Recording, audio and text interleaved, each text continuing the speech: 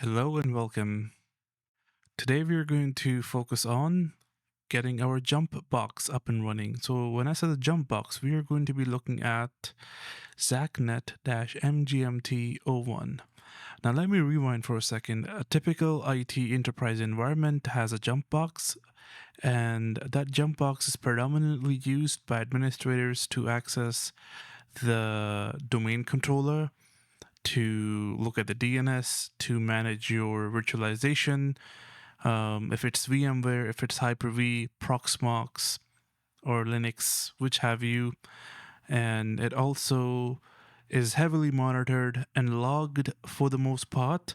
So think of this MGMT01 workstation as the equivalent of your IT administrator's workstation.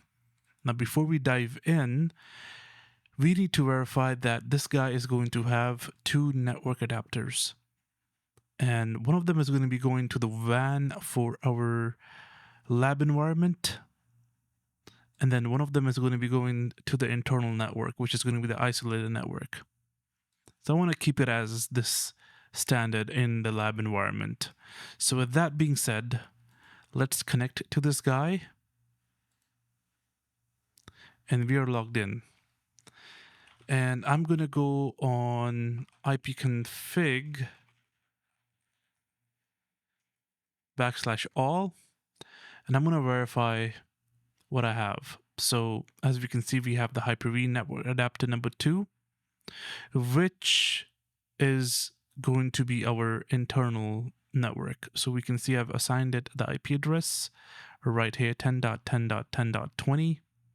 Okay, and then we have another network adapter, which is our WAN network adapter, and that again hooks up to my ASUS router, which is the WAN. So it's going out through Hyper-V to my ASUS, and it's got a 192.168.100.174 IP address, which is set on DHCP for the most part.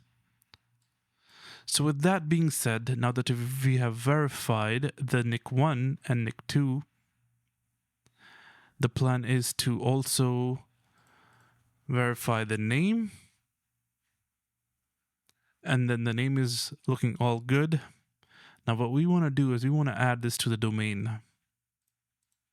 So we're going to do ZackNet.lab, and I will put in the administrator credentials.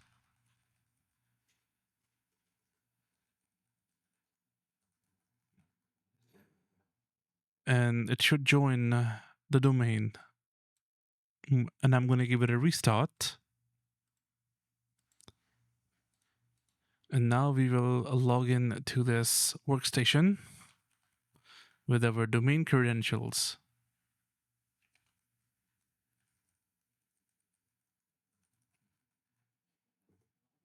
So now that you're logged in, so if you were running Windows 11, the scenario would be a little different.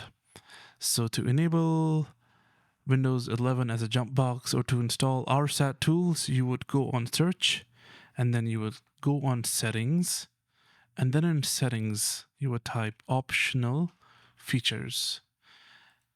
And then in optional features, you'll click on view features, and somewhere along the line, you would search for a feature called Remote Server Administration Tools, or RSAT. Or you could probably even type it over here to search for it, and then you would install that. But in our case, we are using Windows Server 2025. That's going to be our jump box. So the installation is a little different. So we will go on Server Manager, and then we will click on Add Roles and Features. Hit Next, select the server, and then hit Next again. And then in Features, you would scroll down until you see Remote Server Administration Tools. So click on that, hit Next, and it will install Active Directory, Domain Services and Tools, Hyper-V Tools, Remote Desktop Services, and Windows Server Update Service Tools. All of the stuff needed necessary to remotely monitor and control a server or to manage a server. So let's go ahead and install this guy.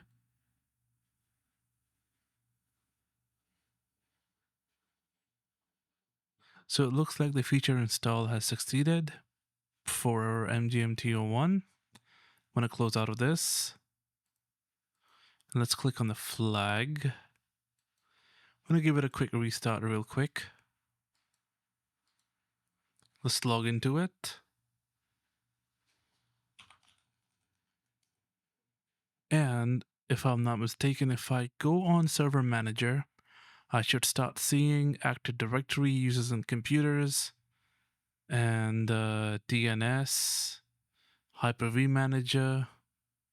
I should start seeing all of that stuff. So perfect. Because we don't have the DNS role enabled, I'm seeing pretty much all the rest of the stuff. And that's how you get a jump box going for the most part in a lab environment / live enterprise production environment. Thank you for watching.